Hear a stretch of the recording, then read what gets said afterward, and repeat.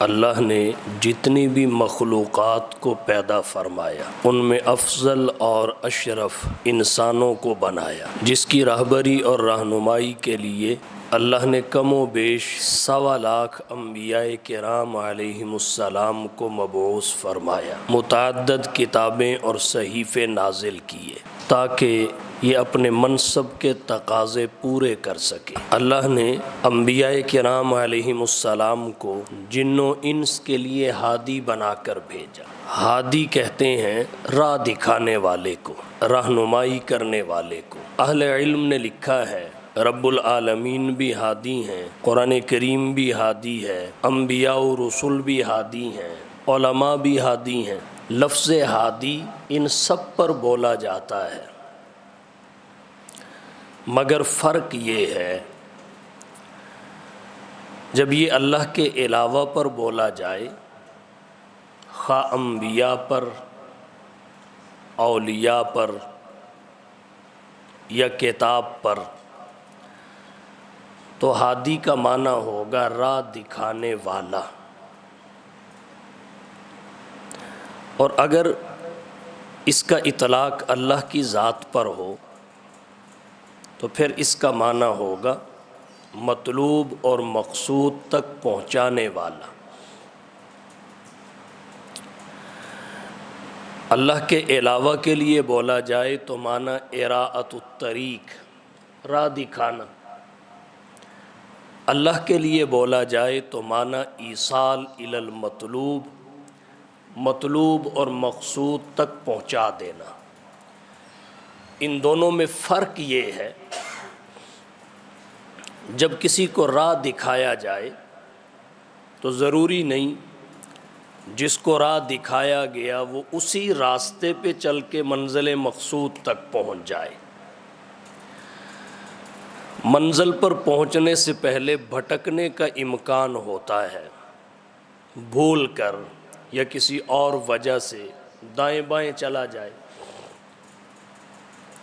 مگر جب کوئی شخص منزل مقصود پر پہنچ جاتا ہے تو پھر چونکہ اس کا سفر طے ہو جاتا ہے، راستہ کٹ جاتا ہے، مسافت طے ہو جاتی ہے، اس کے بھٹکنے کا امکان نہیں رہتا۔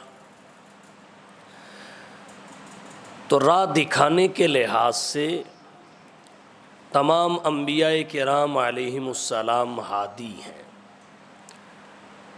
اللہ منزل، مطلوب و مقصود تک پہنچانے کے اعتبار سے ہادی ہیں۔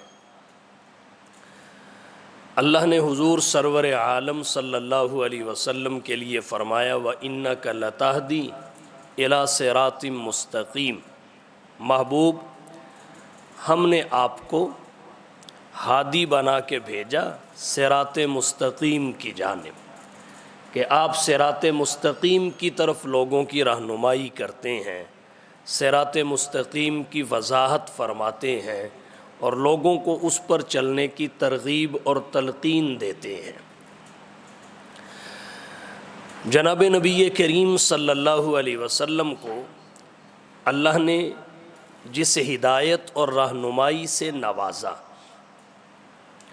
وہ ایسے ہی منفرد اور بے مثال ہے جیسے حضور ہادی ہونے کے لحاظ سے تمام انبیاء و رسل میں منفرد اور بے مثال ہے۔ ہادی عالم کی ہدایت کی بہت ساری خصوصیات ہیں، جن میں ایک خصوصیت محفوظیت ہے کہ اللہ نے آپ کو جو نصاب ہدایت عطا فرمایا وہ مکمل محفوظ ہے۔ وہ نصاب ہدایت کیا ہے؟ اللہ کا قرآن، جناب نبی کریم صلی اللہ علیہ وسلم کی سنت اور احادیث۔ اللہ کا قرآن بھی مکمل محفوظ ہے کیونکہ اس کو نازل بھی اللہ نے فرمایا اور اس کی حفاظت کا مکمل ذمہ اللہ نے خود لیا۔ اِنَّا نَحْنُ نَزَّلْنَا الذِّكْرَ وَإِنَّا لَهُ لَحَافِظُونَ۔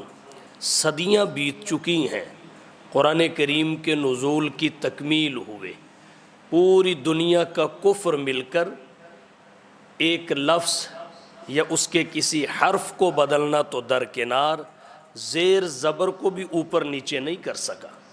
پوری دنیا کا کفر مل کر ایک شوشہ بھی چینج نہیں کر سکا۔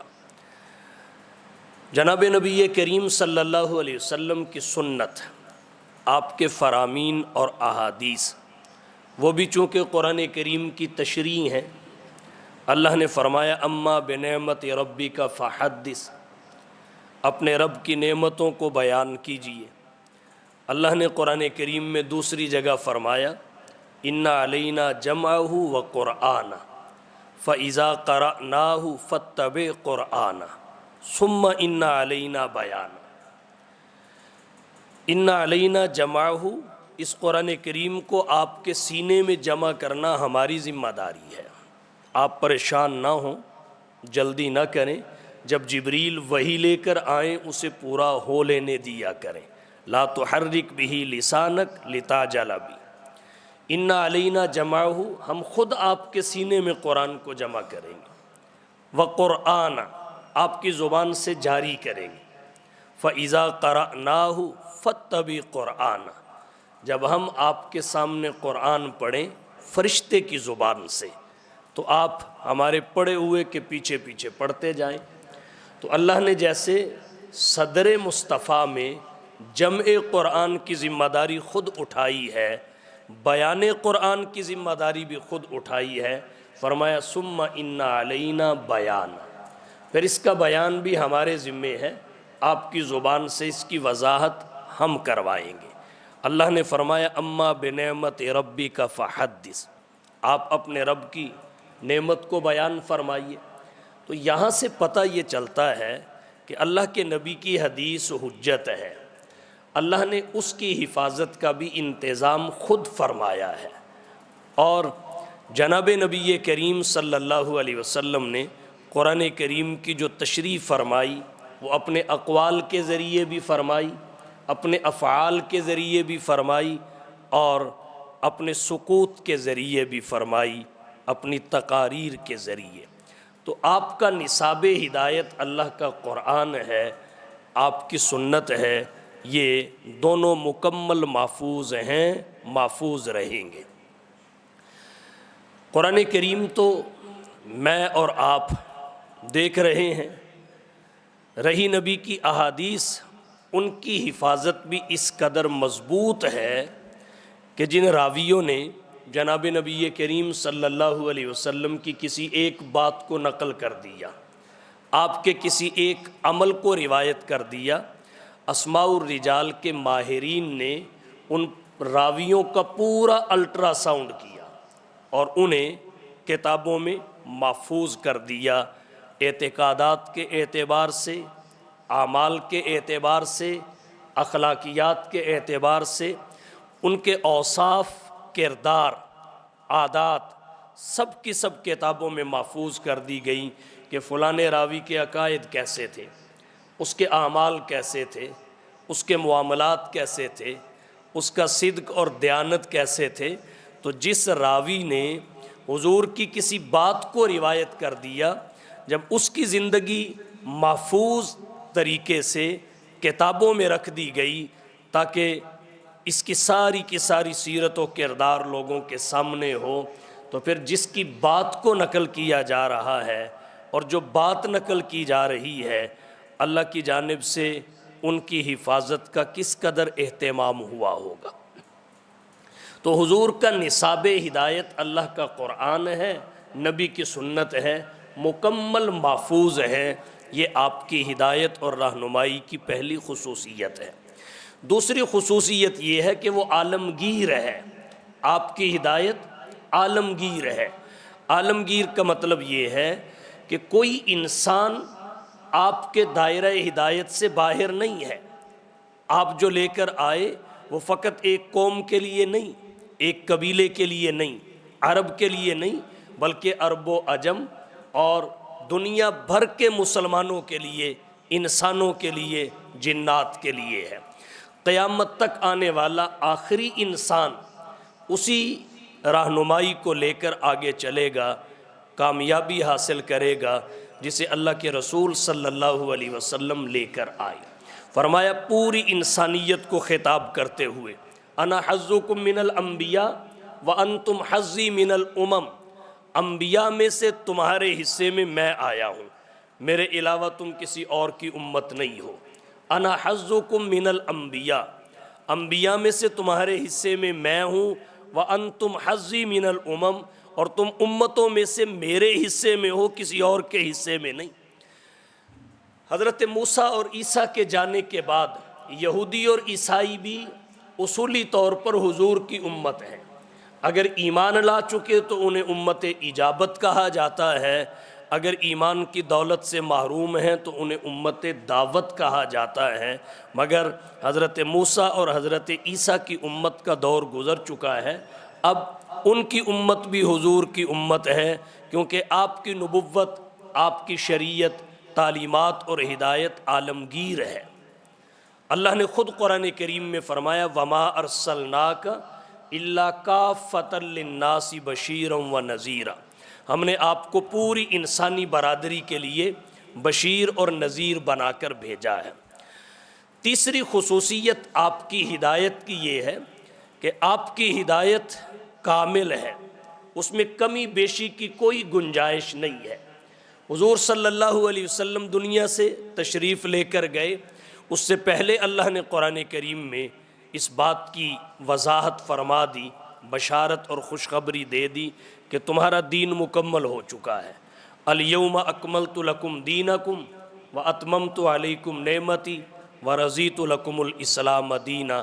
یہ آیت سورۃ المائدہ کی تکمیل دین کا اعلان کر رہی ہے، تکمیل ہدایت کی خبر دے رہی ہے۔ جناب نبی کریم صلی اللہ علیہ وسلم کی ہدایت کی چوتھی خصوصیت یہ ہے کہ آپ کی ہدایت جامع ہے۔ جامع کا مطلب یہ ہے انسانی زندگی کے تمام شعبوں میں انسان کی کامل رہنمائی کرتی ہے، کہیں بھی اندھیرے میں نہیں چھوڑتی۔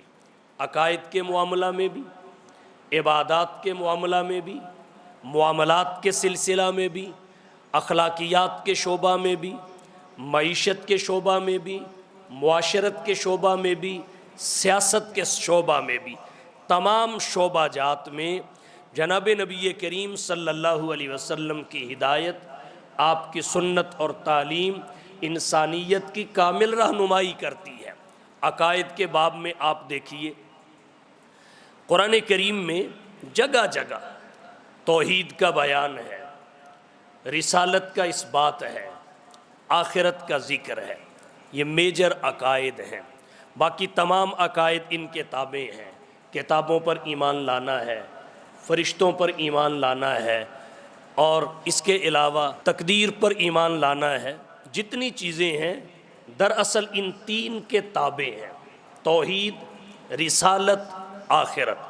اللہ کے نبی صلی اللہ علیہ وسلم نے توحید کا اظہار کیا، رسالت کو بیان فرمایا اور آخرت کا بیان کیا۔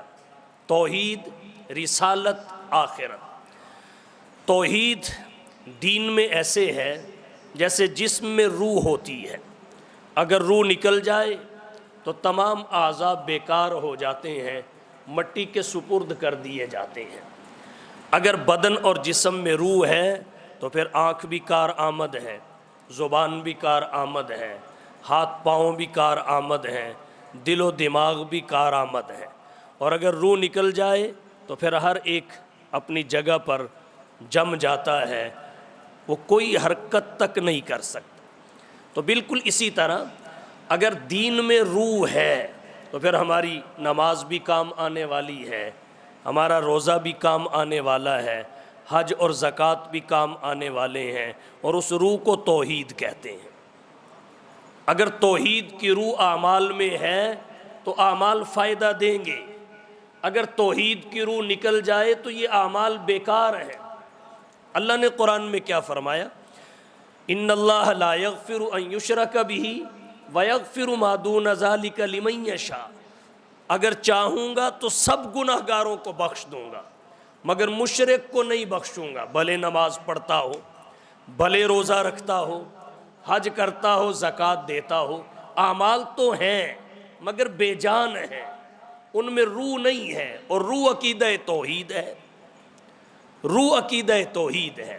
اسلام ایک درخت ہے، اس کی جڑ کو توحید کہتے ہیں، اگر جڑ نہ ہو تو درخت خشک ہو جاتا ہے۔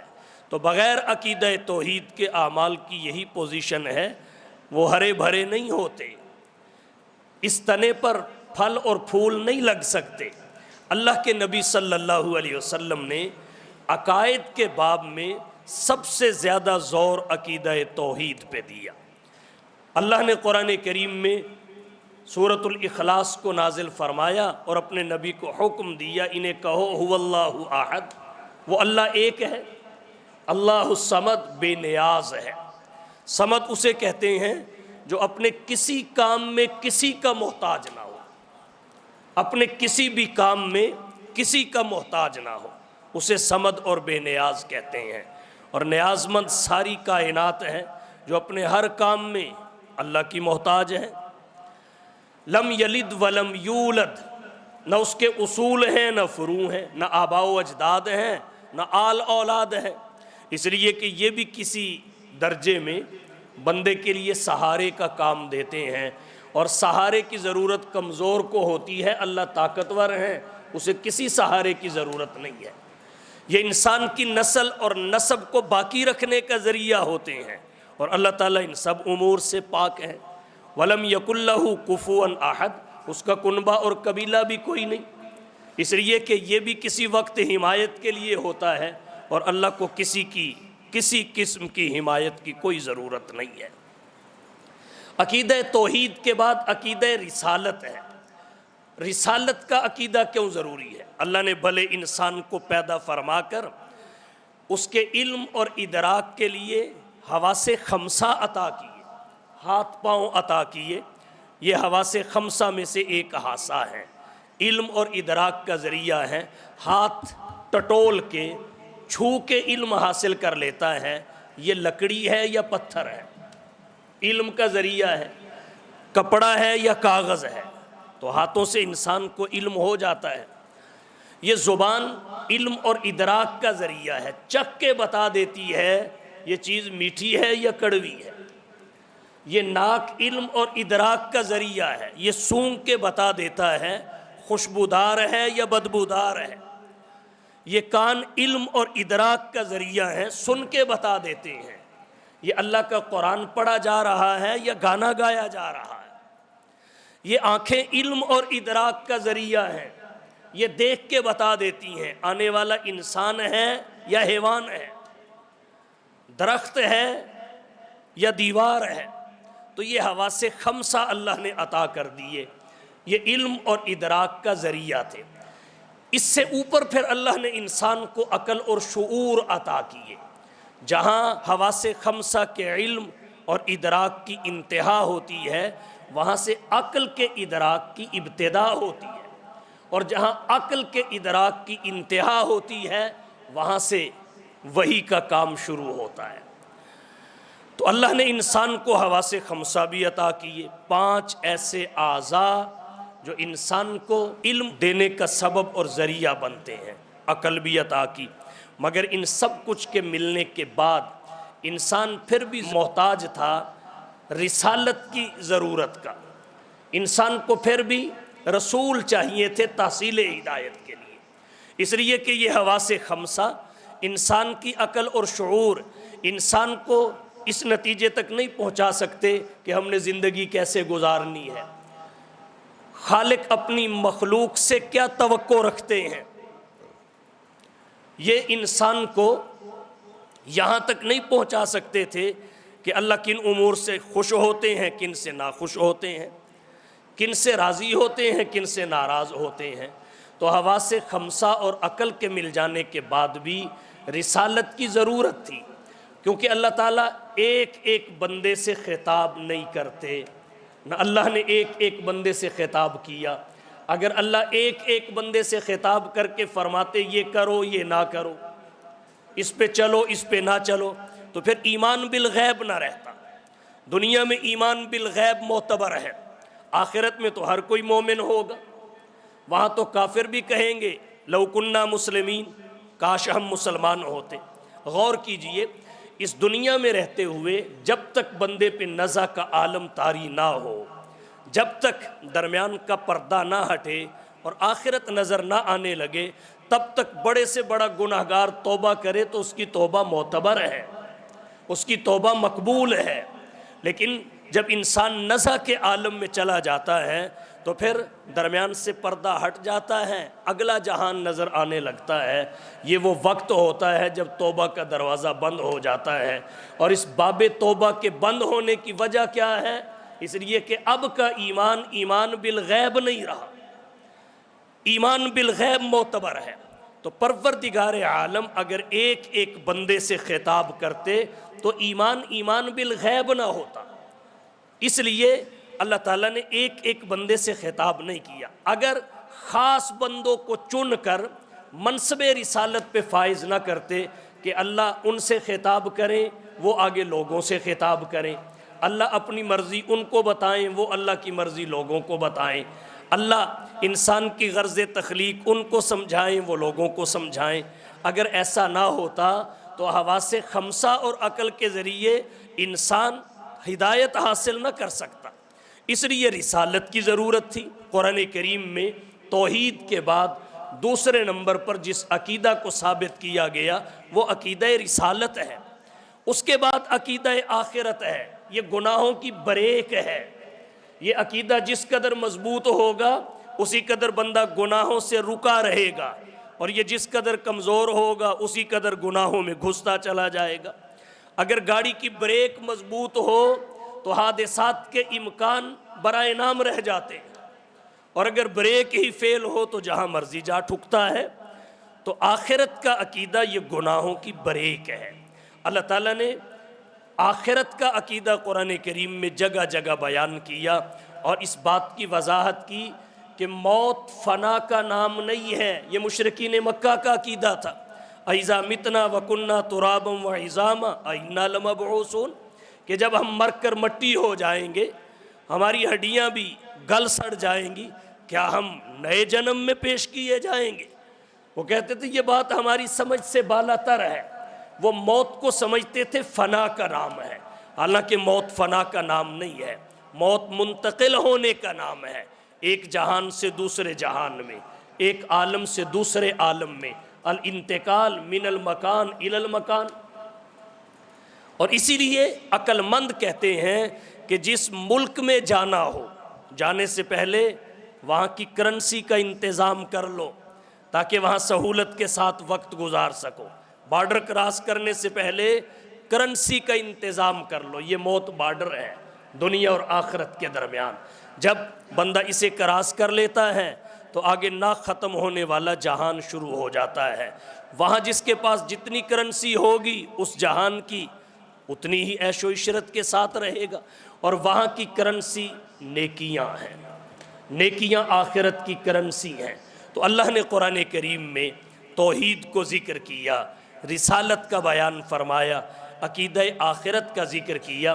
تو حضور جو ہدایت لے کر آئے، آپ کا نصاب ہدایت قرآن کی شکل میں ہو یا حضور کی سنت اور حدیث کی شکل میں ہو، وہ جامع ہے، وہ انسانی زندگی کے تمام شعبوں میں انسانیت کی کامل رہنمائی کرتا ہے۔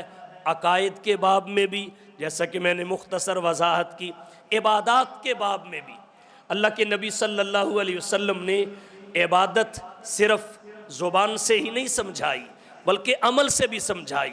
تکبیر تحریمہ کہتے ہوئے ہاتھ کہاں تک اٹھانے ہیں، باندھنے کہاں پہ ہیں، قیام کا طریقہ کیا ہے، رکوع کا طریقہ کیا ہے، سجدے کا طریقہ کیا ہے، تشہد اور قعدے کا طریقہ کیا ہے، اللہ کے نبی نے مکمل رہنمائی فرمائی۔ پھر ایک عبادت کی نہیں، تمام عبادات کی۔ پھر ایک ایک بندے کی کیفیت پہ نظر رکھی کہ اس میں کس چیز کے معاملہ میں کمی ہے، اللہ کے نبی نے اس کی کمی کو دور کرنے کا انتظام کیا۔ مشکات شریف میں حدیث آتی ہے، ایک بندہ آپ کی خدمت میں آیا، آ کے سوال کیا، حضور یا ای العمل افضل، کون سا عمل افضل ہے؟ اللہ کے نبی نے کبھی فرمایا نماز افضل ہے۔ کسی نے سوال کیا ای العمل افضل، تو آپ نے فرمایا جہاد افضل ہے۔ اور پھر جب آپ سے سوال کیا کون سا عمل افضل ہے، فرمایا والدین کی خدمت افضل ہے۔ کسی نے پوچھا کون سا عمل افضل ہے، فرمایا حج افضل ہے۔ اب سوال ایک ہی ہے، جس سے سوال کیا جا رہا ہے وہ مجیب بھی ایک ہے، جواب دینے والا ایک ہے، مگر جوابات مختلف ہیں۔ اس جوابات کے اختلاف کی وجہ کیا ہے؟ اہل علم نے جہاں اور بہت ساری حکمتیں لکھی، وہاں ایک حکمت یہ بھی لکھی کہ حضور سائل کی کیفیت کو دیکھتے تھے، اس کی پوزیشن کو پیش نظر رکھتے تھے کہ یہ کس معاملے میں کمزور ہے، حضور اس کے لیے اسی عمل کو افضل قرار دے دیتے جس میں اس میں کمزوری پائی جاتی تھی۔ تو آپ نے عبادات کے معاملہ میں بھی کامل رہنمائی فرمائی، اپنے اقوال کے ذریعے بھی، اپنے افعال کے ذریعے بھی۔ نماز کیسے پڑھنی ہے؟ حدیث شریف میں آتا ہے ایک اعرابی صحابی خلاد بن رافع آئے، حضور مسجد کے ایک حصہ میں تشریف فرما تھے، انہوں نے جلدی جلدی وضو کیا، وضو کر کے جلدی جلدی نماز پڑھی، نماز پڑھ کے حضور کی خدمت میں حاضر ہوئے، سلام کیا۔ آپ نے سلام کا جواب دینے کے بعد فرمایا ارجی فصلی فإنک لم تصلی، واپس پلٹ جا، دوبارہ نماز پڑھ، اس لیے کہ تو نے صحیح نماز نہیں پڑھی۔ گیا، پھر نماز پڑھ کے آیا، سلام کیا، آپ نے پھر فرمایا ارجی فصلی فإنک لم تصلی، واپس چلا جا، دوبارہ نماز پڑھ کے آ، تیری نماز کامل نہیں ہے۔ پھر گیا، تیسری مرتبہ پڑھ کے آیا، جب آپ نے تیسری مرتبہ کے بعد فرمایا ارجی فصلی فإنک لم تصلی، تو ہاتھ باندھ کے کھڑا ہو گیا، حضور مجھے تو ایسی ہی آتی ہے، آپ 100 دفعہ بھی پڑھنے کا حکم دیں گے، جیسی آتی ہے ویسی ہی پڑھ کے آؤں گا۔ اس میں جو کمی ہے آپ اس کی وضاحت اور نشاندہی فرما دیں، آپ جیسی فرمائیں گے میں ویسی پڑھ لوں گا۔ پھر حضور نے وضاحت کی کہ تیری نماز میں تعدیل ارکان کی کمی ہے۔ تعدیل ارکان کسے کہتے ہیں؟ رکوع پورے اطمینان سے کرنا کہ کمر سیدھی ہو جائے، رکوع کے بعد جب نمازی کھڑا ہوتا ہے بالکل سیدھا کھڑا ہونا، اور کچھ دیر کچھ سیکنڈ اسی حالت میں کھڑے رہنا کہ بندہ بالکل حالت استوا میں آ جائے۔ پھر جب سجدے میں جائے تو اس طرح اطمینان کے ساتھ سجدہ کرنا کہ اس کے تمام اعضاء اپنی جگہ پہ ٹک جائیں اور ایک اصل حالت پہ آ کے کچھ مدت وہاں گزار لیں۔ پھر جب سجدے سے اٹھے تو جلسہ جو 2 سجدوں کے درمیان ہوتا ہے اس میں کچھ دیر اطمینان کے ساتھ بیٹھنا، یہ تعدیل ارکان کہلاتا ہے۔ فقہائے احناف کے نزدیک یہ واجب ہے، یہ واجب ہے، اگر اس کے بغیر نماز پڑھی جائے تو واجب الاعادہ ہوتی ہے۔ امام شافعی وغیرہ اگرچہ اسے فرض قرار دیتے ہیں، بہرحال فقہائے احناف کے نزدیک یہ واجب ہے۔ تو اللہ کے رسول صلی اللہ علیہ وسلم نے ایسی کامل رہنمائی کی کہ رکوع ایسے کرنا ہے، رکوع کے بعد قومہ ایسے کرنا ہے، سجدہ ایسے کرنا ہے، بین السجدتین جلسہ ایسے کرنا ہے، پوری رہنمائی کی عبادات کی بھی۔ تو یہاں ایک بات اور عرض کرنا چاہوں گا، بہت سارے دوستوں کو نماز پڑھتے دیکھتے ہیں، وہ آتے ہیں ابھی رکوع میں پورے جاتے نہیں کہ کھڑے پہلے ہو جاتے ہیں، پھر ابھی سیدھے کھڑے ہوتے نہیں کہ سجدے کی طرف پہلے چلے جاتے ہیں، سجدہ اطمینان سے کر نہیں پاتے، پیشانی ٹیکتے ہی سجدے سے اٹھ جاتے ہیں، پھر بیٹھنے کا تو تصور ہی نہیں، پورے سیدھے بھی نہیں ہوتے، اگلے سجدے میں چلے جاتے ہیں۔ اپنی نمازوں سے اس کمی کو دور کیجئے، یہ بہت بڑی کمی ہے، یہ نماز میں چوری قرار دی گئی ہے، یہ نماز کی چوری ہے کہ بندہ رکوع صحیح نہ کرے، سجدہ صحیح نہ کرے۔ اور ایسی نماز کے بارے میں حدیث میں آتا ہے یہ قیامت کے دن نمازی کے منہ پہ پرانے کپڑے کی طرح پھینک کے مار دی جائے گی۔ تو اللہ کے نبی نے عبادات کے معاملہ میں بھی کامل رہنمائی کی، عقائد کے باب میں، عبادات کے باب میں، معاملات کے باب میں۔ اللہ کے نبی صلی اللہ علیہ وسلم نے فرمایا جس سے جو عہد کرو اسے پورا کرو، جس سے جو عہد کرو، جس معاملے کا کرو، گناہ کا معاملہ نہ ہو، پورا کرو۔ اللہ کے نبی کے معاملات صاف اور شفاف تھے، صاف اور شفاف، اس قدر صاف اور شفاف تھے کہ جو آپ کے جان کے دشمن تھے، جو آپ کے جانی دشمن تھے، اور جن کی وجہ سے حضور مکہ چھوڑ کر مدینہ جا رہے تھے، شب ہجرت بھی ان کی قیمتی چیزیں مصطفیٰ کی ذمہ داری میں تھی، بطور امانت آپ کے پاس رکھی ہوئی تھی، اور حضرت علی رضی اللہ تعالی عنہ کو مکہ میں چھوڑ کر جانے کا بڑا سبب یہی تھا کہ وہ امانتیں آپ نے حضرت علی کے سپرد کی، فرمایا جن کی ہیں ان کو دے کے ہمارے پیچھے مدینہ چلے آنا۔ تو آپ صلی اللہ علیہ وسلم نے معاملات کے باب میں بھی کامل رہنمائی کی، بہنوں کو ان کا حق دینا، پھوپھیوں کو ان کا حق دینا، ان کے حق پہ قابض بن کے نہ بیٹھ جانا۔ اللہ کے نبی صلی اللہ علیہ وسلم نے اخلاقیات بھی سکھائے، عفو اور درگزر کی تعلیم دی، رحم و کرم کی ترغیب دی۔ اللہ کے نبی صلی اللہ علیہ وسلم نے سچائی سکھائی، اللہ کے نبی نے عدل سکھایا، اللہ کے نبی نے امانت اور دیانت سکھائی، اللہ کے نبی نے پردہ پوشی کا طریقہ بتایا، اس کے فضائل کا ذکر کیا۔ آپ نے فرمایا انما بعثت لاتمم مکارم الاخلاق، میں اخلاق عالیہ کی تکمیل کے لیے بھیجا گیا ہوں، کریمانہ اخلاق کو نقطہ کمال تک پہنچانے کے لیے آیا ہوں۔ تمام انبیاء و رسول اخلاق کی تعلیم دینے کے لیے آئے، مگر انہوں نے اخلاق کی بنیاد رکھی اور حضور سرور عالم نے انہیں نقطہ کمال تک پہنچا دیا۔ جناب نبی کریم صلی اللہ علیہ وسلم نے معاشرت کے باب میں بھی اپنے ماننے والوں کی کامل رہنمائی کی، بتایا کہ خاوند کے بیوی کے ذمے یہ حقوق ہیں، بیوی کے خاوند کے ذمے یہ حقوق ہیں، اولاد کے والدین کے ذمے یہ حقوق ہیں، والدین کے اولاد کے ذمے یہ حقوق ہیں، ہمسائے کے ذمے یہ حقوق ہیں، مالک کے ملازم پہ یہ حقوق ہیں، ملازم اور ماتحت کے مالک کے ذمے یہ حقوق ہیں۔ آپ نے معاشرت کو ایسا حسن بخشا کہ دنیا کے کسی مذہب میں وہ حسن نظر نہیں آتا۔ جب حضور دنیا سے گئے تو جہاں آپ نے حقوق اللہ کے نقطہ کمال کا بیان کیا، وہاں حقوق العباد کا نقطہ عروج بھی بتایا۔ فرمایا الصلاۃ وما ملکت ایمانکم، اللہ کا سب سے بڑا حق نماز ہے، اس میں سستی نہ کرنا، اور بندوں کے حق میں سب سے کمزور بندہ غلام ہے، جسے عرب اپنی مرضی سے بیچ اور خرید لیا کرتے تھے، ایک جانور سے بڑھ کے اس کی کوئی حیثیت نہیں ہوتی تھی۔ فرمایا اس کے بھی حقوق ہیں، جیسا خود کھاتے ہو اسے کھلاؤ، جیسا خود پہنتے ہو اسے پہناؤ، یہ تمہارے بھائی ہیں۔ اللہ کے نبی نے جاتے ہوئے جہاں الصلاۃ فرمایا، وہاں وما ملکت ایمانکم بھی فرمایا۔ آپ نے معیشت کے باب میں بھی اپنے ماننے والوں کی کامل رہنمائی کی، فرمایا سودی تجارت سے بچنا، سود اصل مال بھی کھا جاتا ہے۔ اللہ کے نبی نے معاشیات کو اسلامی تعلیم کے مطابق چلانے کا حکم دیا۔ قرآن میں فرمایا یمحق اللہ الربا ویربی الصدقات، اللہ تعالیٰ ربا کو مٹا دیتے ہیں، صدقات کو بڑھاتے ہیں۔ سود حرام ہے، اور اس میں نقصان کیا ہے؟ اس میں نچلے لوگوں کا پیسہ، غریبوں کا پیسہ امیروں کے پاس جاتا ہے۔ وقتی طور امیر کا 1,00,000 غریب کے پاس آیا، اس لاکھ نے تو واپس جانا ہی جانا ہے، اس کے ساتھ جو 20 یا 25 ہزار لگ کے جائے گا وہ غریب کا ہوگا۔ تو امیر کا غریب کے پاس رہا کچھ نہیں، غریب کا امیر کے پاس بہت کچھ چلا گیا۔ تو سود میں کیا ہوتا ہے؟ غریبوں کا پیسہ امیروں کے پاس جاتا ہے، اور اللہ کے نبی نے اس کا جو متبادل پیش کیا، اس میں امیروں کا پیسہ غریبوں کے پاس آتا ہے۔ تو آپ نے معیشت کے باب میں بھی اپنی امت کی کامل رہنمائی کی کہ ناپ تول میں کمی نہ کرنا، تمہارا جو دینے کا پیمانہ ہے لینے کا بھی وہی ہونا چاہیے، تمہارے ہاتھ میں جو انصاف لینے کے معاملہ میں ہے، دینے کے معاملہ میں اسے قربان نہ کرنا۔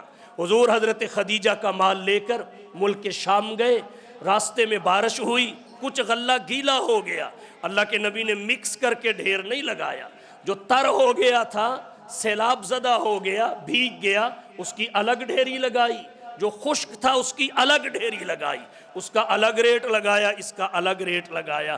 باقیوں نے بھلے مکس کر دیا ہو، لیکن آمنہ کے لال نے امانت اور دیانت کا پورا لحاظ کیا۔ جب امانت اور دیانت کا ایسا لحاظ کیا تو سارے قافلے کی نفع کی مقدار ایک طرف تھی، حضور صلی اللہ علیہ وسلم جو نفع لے کے آئے وہ سب سے بڑھ کے تھے۔ حضرت خدیجہ اس قدر متاثر ہوئی کہ بوڑھی ہو گئی تجارت کرتے کرتے، لیکن اتنا نفع آج تک نہیں ہوا جتنا نفع اس مرتبہ کے سفر میں ہوا ہے۔ اور اس کی بڑی وجہ کیا تھی؟ حضور کی دیانت اور امانت، آپ کے وجود مسعود کی برکت، تو حضور صلی اللہ علیہ وسلم نے معاشیات کے باب میں بھی اپنے ماننے والوں کی کامل رہنمائی کی ہے۔ تو آپ کی جو ہدایت ہے اس کی خصوصیات میں ایک بڑی خصوصیت یہ ہے کہ وہ جامع ہے۔ عقائد کا باب ہو، عبادات کا باب ہو، معاملات کا باب ہو، اخلاقیات کا باب ہو، معاشرت کا باب ہو، معیشت کا باب ہو، حتیٰ کہ سیاست کا باب ہی کیوں نہ ہو، حضور نے سیاست کے اصول بتائے ہیں، سیاست کی بنیادیں سمجھائی ہیں۔ آپ نے ریاست مدینہ کا قیام کیا ہے، آپ نے ریاست مدینہ کو کن اصولوں پہ کھڑا کیا، اس کے مرکزی ستون کیا تھے، یہ آپ کے خطبات میں واضح ہے۔ تو کسی باب میں نبی کی ہدایت اپنے ماننے والوں کو تنہا نہیں چھوڑتی۔ اللہ کے نبی صلی اللہ علیہ وسلم آئے ہی اس لیے ہیں کہ انسانیت کو صحیح راستے پہ ڈالیں۔ اِنَّکَ لَتَہْدِی اِلیٰ صِرَاطٍ مستقیم، صراط مستقیم کی رہنمائی کریں۔ آپ کی رہنمائی محفوظ بھی ہے، عالمگیر بھی ہے، کامل بھی ہے، جامع بھی ہے۔ حضور سرور عالم صلی اللہ علیہ وسلم کی ان تعلیمات کی، آپ کی ہدایت کی پیروی ہمارے اوپر لازم ہے۔ لَقَدْ كَانَ لَكُمْ فِي رَسُولِ اللَّهِ أُسْوَةٌ حَسَنَةٌ۔ ایک دن نبی کی ولادت کی خوشی سے نبی کا حق ادا نہیں ہوتا۔ حضور ایک دن کے لیے نہیں، ایک گھڑی کے لیے نہیں، آپ ہر دن کے لیے ہیں، آپ ہر گھڑی کے لیے ہیں، آپ ہر صبح کے لیے ہیں، آپ ہر شام کے لیے ہیں، آپ ہر عنوان کے لیے ہیں، آپ ہر باب کے لیے ہیں۔ آئیے اللہ کے نبی کی بعثت کا مقصد سمجھیں، نبی کی ولادت کا مقصد سمجھیں، نبی کی آمد کا مقصد سمجھیں۔ آئے پر آپ آنے کے بعد ہمیں دے کر کیا گئے، نبی کے دیے ہوئے کو ہم نے کس طرح لیا، نبی کے دیے ہوئے پہ ہم نے کتنا عمل کیا۔ ما آتاکم الرسول فخذوہ وما نہاکم عنہ فانتہوا، یہ ہے معیار اور کسوٹی، اس کو سمجھے، پیروی کرے۔ آخر میں یہی کہوں گا، گر کرنی ہے جہانگیری محمد کی غلامی کر، گر کرنی ہے جہانگیری محمد کی غلامی کر، عرب کا تاج سر پر رکھ خدا بند عجم ہو جا، محمد کی غلامی کر تو بھی سیکھ جائے گا، جہاں بینی جہاں گیری جہاں بانی جہاں داری۔ وآخر دعوانا ان الحمدللہ۔